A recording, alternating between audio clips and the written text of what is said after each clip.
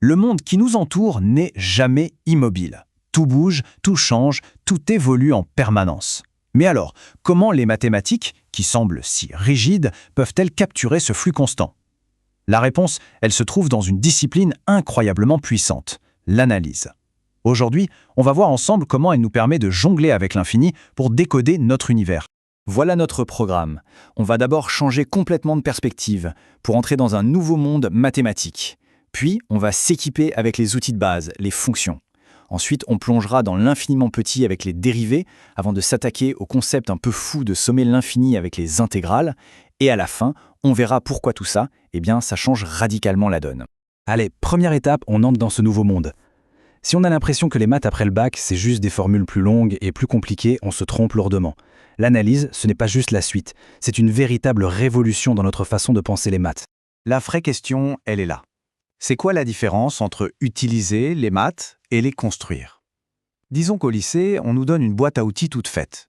En analyse, on apprend à devenir l'artisan qui forge ses propres outils pour attaquer des problèmes que personne n'a encore jamais résolus. Et la différence, elle est fondamentale. D'un côté, les maths du lycée. On manipule des formules qui existent déjà, un peu comme on assemble des briques. De l'autre côté, l'analyse. Là, on conçoit et on construit des outils entièrement nouveaux pour comprendre des phénomènes complexes, dynamiques. C'est la différence entre suivre une recette et inventer un plat. Bon, maintenant que le décor est planté, il est temps de rencontrer les personnages principaux de notre histoire, les fonctions. Si on dit que l'analyse est une langue, alors les fonctions, ce sont les mots. Ce sont elles qui nous permettent de parler du changement. Qu'est-ce que c'est une fonction? En fait, c'est tout simple, c'est juste une règle du jeu. Imaginez une petite machine. On lui donne une valeur, un nombre, et elle en sort une autre, qui dépend de la première. C'est cette relation de cause à effet qui est la clé pour décrire tout ce qui varie. Et des relations comme ça, il y en a absolument partout. Dès que quelque chose dépend de quelque chose d'autre, il y a une fonction qui se cache derrière. La trajectoire d'une comète, la croissance d'une population de bactéries, les fluctuations de la bourse. De la physique à la biologie, c'est vraiment l'outil universel pour mettre le monde réel en équation. Et c'est là que l'analyse sort son premier super-pouvoir, sa capacité à zoomer sur l'infiniment petit. Comment on fait pour décrire la vitesse d'une voiture? Non pas en moyenne sur une heure, mais à un instant précis. Pour ça, il va falloir plonger dans le monde des dérivés. C'est le casse-tête qui a tout démarré. Une ligne droite, c'est simple, elle a une pente constante. Mais une courbe, par définition, elle change de direction tout le temps.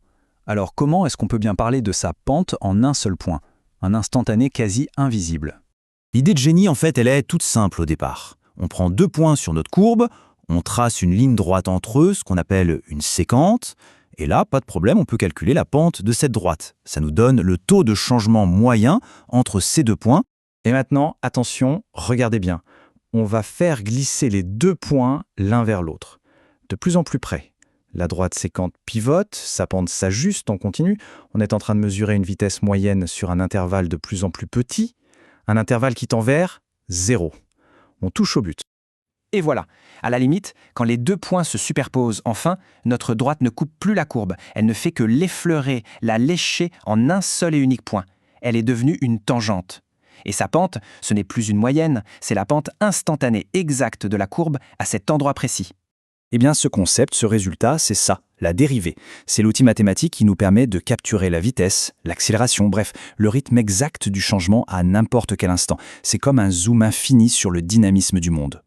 Ok, on a vu comment découper le changement en tranches infiniment fines. Maintenant, on va faire le chemin inverse.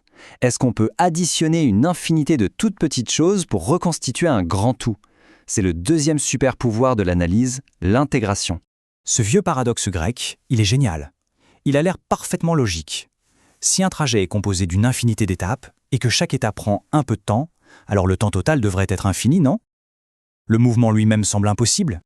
Allez, on décompose le voyage. Disons que la cible est à 2 mètres. La flèche parcourt d'abord 1 mètre, puis la moitié de ce qui reste, donc 0,5 mètres, puis encore la moitié, 0,25, et ainsi de suite.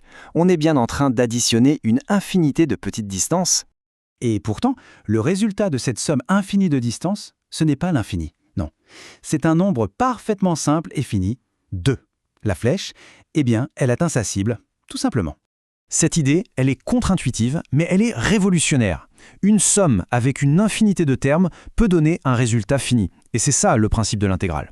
Imaginez qu'on veuille calculer l'aire sous une courbe. On la découpe en une infinité de rectangles hyper fins. Chacun a une aire minuscule, mais en les sommant tous, l'intégrale nous donne l'aire totale, précise et bien finie.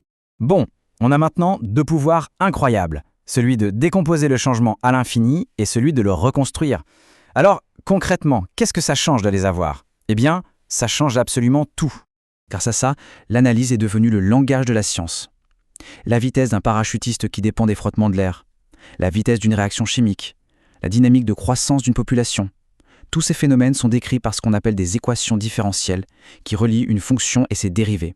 Et c'est là que l'analyse montre toute sa force. Prenez une équation comme x plus exponentielle de x égale y.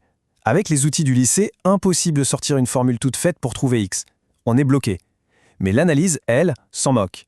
En étudiant la fonction, elle peut nous dire avec certitude « oui, il existe bien une solution unique pour chaque valeur de y ».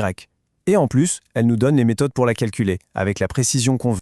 En fin de compte, l'analyse est bien plus qu'une simple branche des maths. C'est la langue qui nous permet de lire le script de l'univers en mouvement.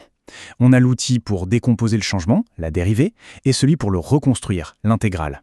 On est passé d'une vision figée du monde à un film dynamique.